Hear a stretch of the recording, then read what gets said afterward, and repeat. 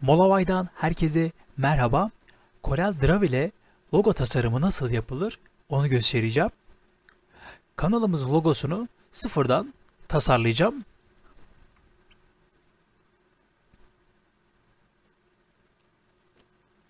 Evet. Şimdi sol kısımdan bir daire seçiyorum. Seçtikten sonra şöyle güzel bir daire oluşturuyorum. Daha sonra kanalımın baş harfini yazıyorum. Şöyle tam dairenin içini kaplayacak şekilde büyütüyorum. Evet. Daha sonra harfin üzerine bir defa tıklıyorum. Tıkladıktan sonra şuradaki aracı seçiyorum. Seçtikten sonra ortadaki noktayı tutuyorum. Dairenin tam üstüne getiriyorum arkadaşlar. Getirdikten sonra eğer ki sizde ok işareti çıkmıyorsa şuradaki köşeye tıklayabilirsiniz.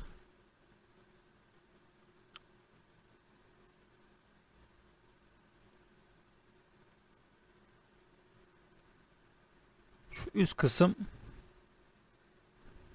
Evet.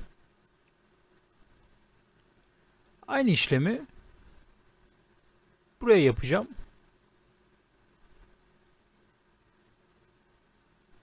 Gördüğünüz gibi. Evet. Şimdi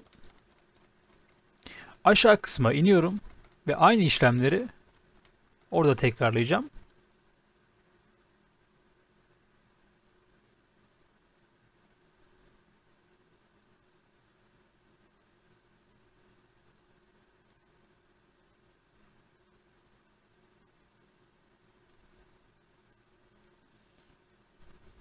Şöyle ortaya indiriyorum.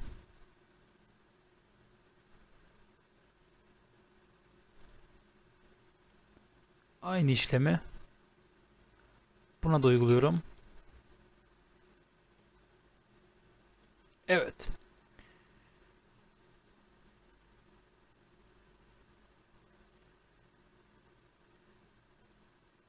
Şimdi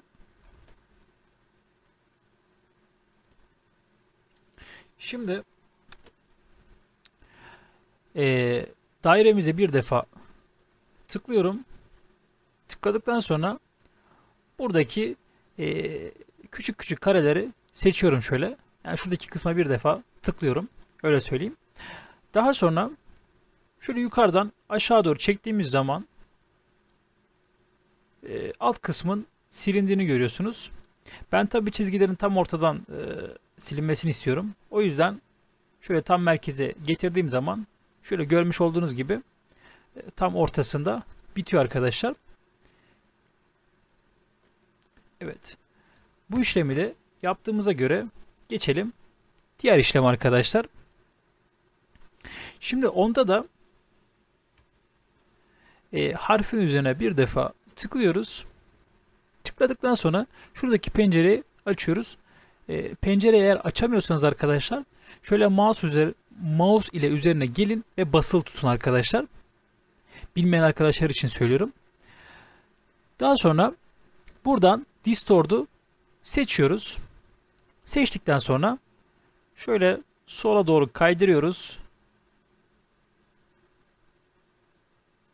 Burada duracağım. Şöyle.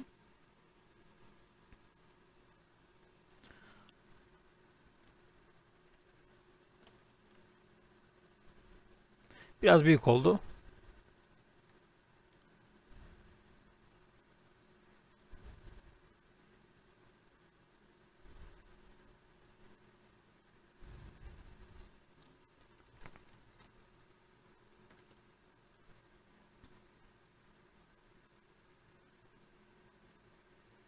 Şöyle aşağı doğru çekeceğim.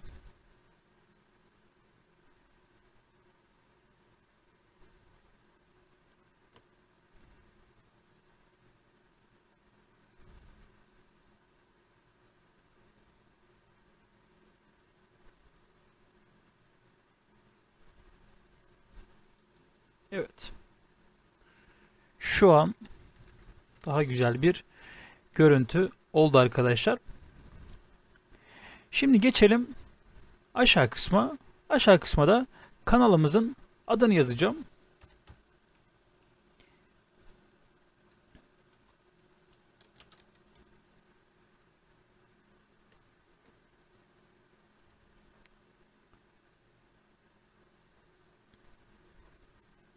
Tekrar seçiyorum.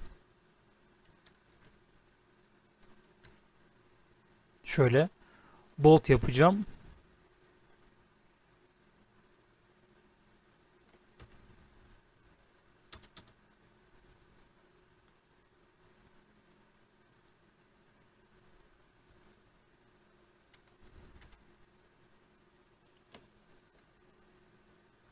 Şimdi yazımız burada birazcık büyük geldi.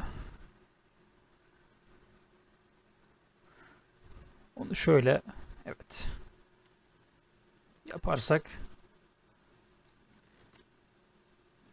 daha güzel bir görüntü olmuş oluyor arkadaşlar.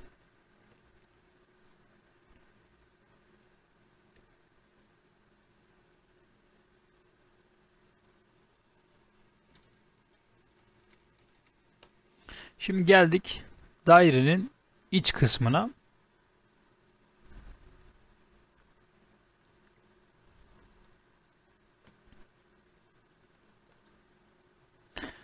Başka ne ekleyebiliriz?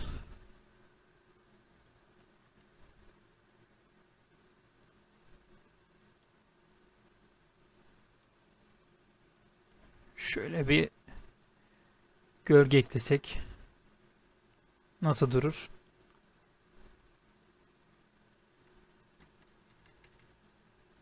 Şu kenara bir atalım. Çerçeveyi bir kaldıralım arkadaşlar.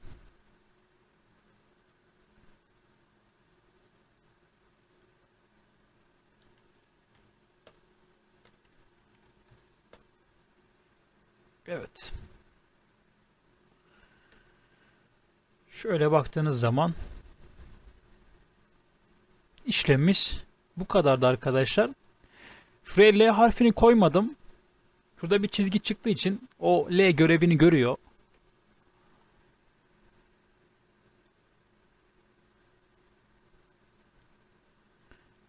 Evet, logomuz bu şekilde arkadaşlar. Umarım beğenmişsinizdir. Kendinize iyi bakın.